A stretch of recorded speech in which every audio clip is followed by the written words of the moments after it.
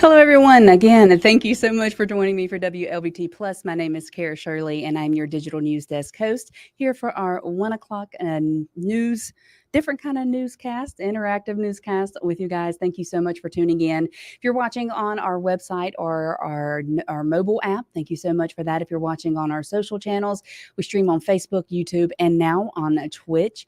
You can follow us all there, and you can also leave your comments. You can leave your thoughts, suggestions, opinions. Be nice. Try to be nice.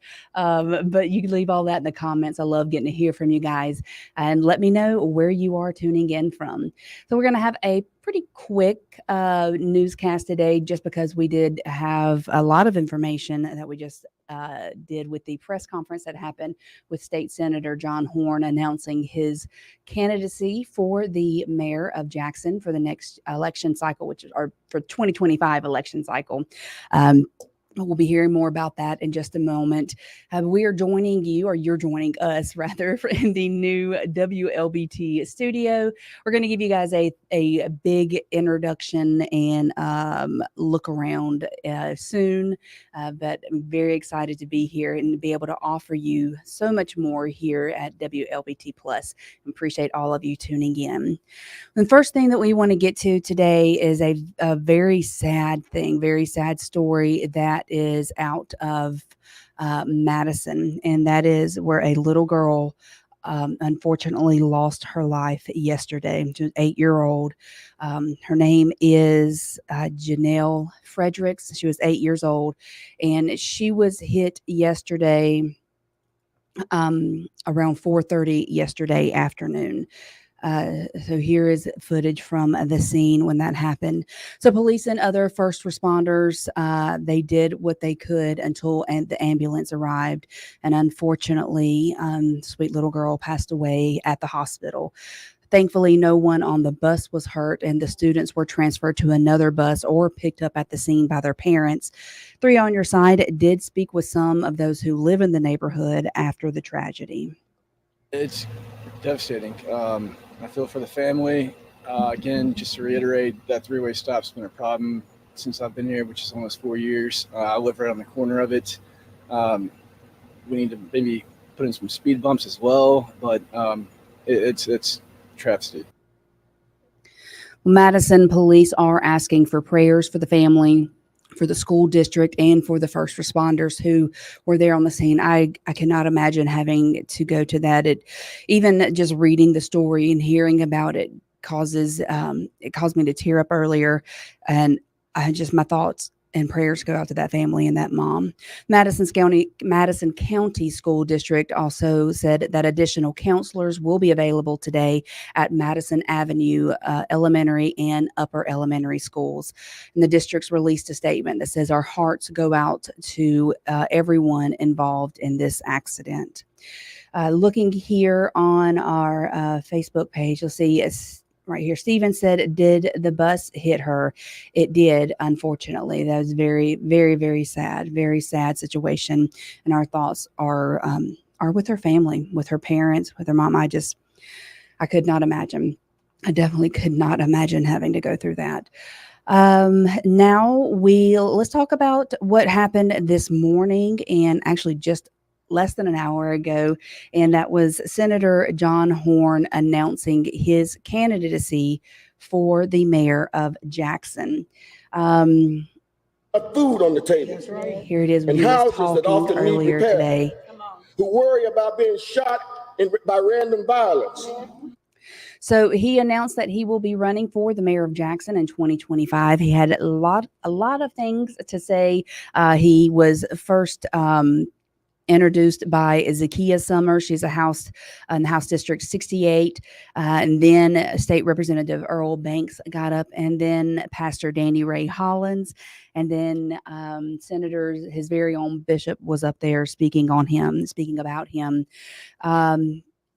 He also got a little choked up when he first got up to announce his candidacy. We will hear more from him tonight on WLBT, so make sure you're tuning into all of our newscasts to hear more from Senator John Horn about his running for the mayor of Jackson. Now, it would take you to information that's happened here in Jackson, where Capitol Police are investigating a body that was found here in Jackson. We're in a new studio. There's a little bit of bugs to work out on some stuff. I apologize for the stutter starting here. But here we go. So Capitol Police are now investigating after a body was discovered in the Fondren area. The body was found yesterday at West and Hartfield Streets, and the coroner was then called to the scene.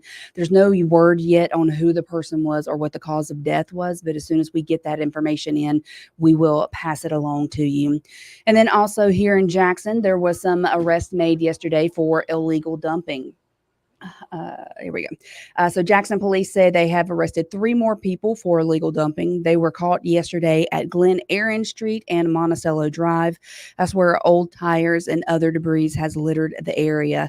We expect to get more information on these arrests, including their names and their charges that they face in the days ahead. And as soon as we get that information, we will pass that along to all of you. You know, Jackson Police Department has been making a lot of arrests here lately for illegal dumping. People who are participating in situations like that might want to reconsider it, because they have been making a lot of arrests on that. Now we're going to talk about something that is affecting the entire country. Not so much right now, but it could. And that is the panic buying that could happen due to the port strike. So this strike has prompted some people to rush to buy things like toilet paper, which could, of course, lead to shortages. You remember 2020 when that happened, lots of shortages of toilet paper. Well, our crew spotted shoppers yesterday with full carts. Some of them admitted they were buying in bulk to prepare for the strike. Members of the International Longshores Association began striking Tuesday against the nation's East and Gulf Coast ports. This stops the flow of many of the nation's imports and exports. So we spoke with James M. Richards. He's the CEO and president of KLLM Transportation Services. And he says that panic buying can cause a shortage, even though there is not a disruption in the supply chain. Most everything you buy at the grocery store is produced domestically, especially when it comes to food products and consumable items.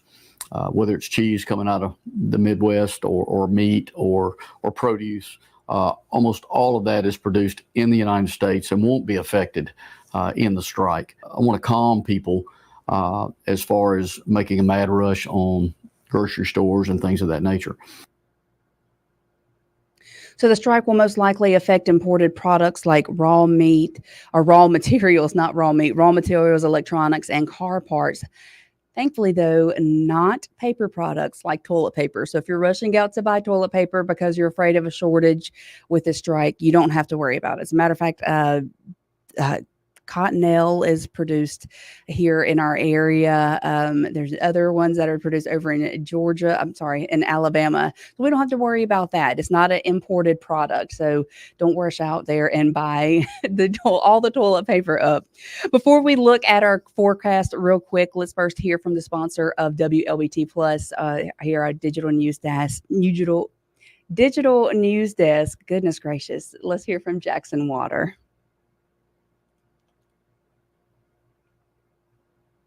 Time for a neighborly tip from Jackson Water. Is it okay to pour fats, oils, and greases down the drain if I run hot water?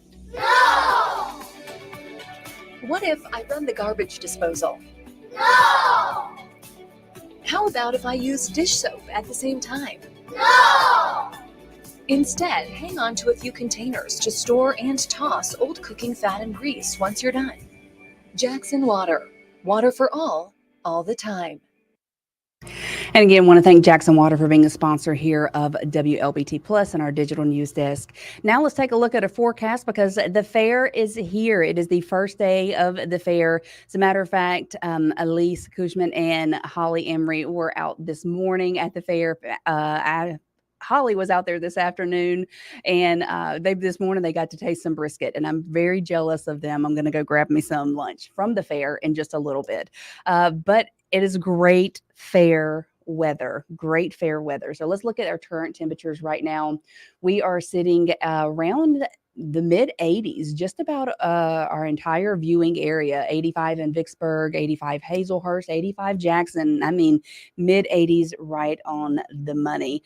Our current radar right there, no rain in sight. Look at that, clear skies all the way. Sun is shining and it is beautiful out there. Over the next 12 hours, if you're thinking about heading out to the fair later today when you get off work, you're going to experience some great temperatures, great skies. It should be a beautiful night to get out there for the fair. And if you want to plan for the next 7 days, here is your forecast. It's great. I mean, that is absolutely perfect fair weather. We're looking in the mid to low 80s for the next 7 days. Only a 20% chance of rain for Friday, for tomorrow. And then we're looking at a 0% chance of rain. So it should be an amazing time to get out there and enjoy some fair food and rides and all that stuff. Let's support the Mississippi or the Mississippi State Fair happening here in Jackson, because that's going to be That's going to be it for WLBT Plus today. Thank you so much for tuning in. I will be back tomorrow at 1 o'clock, and I'm looking forward to seeing you then.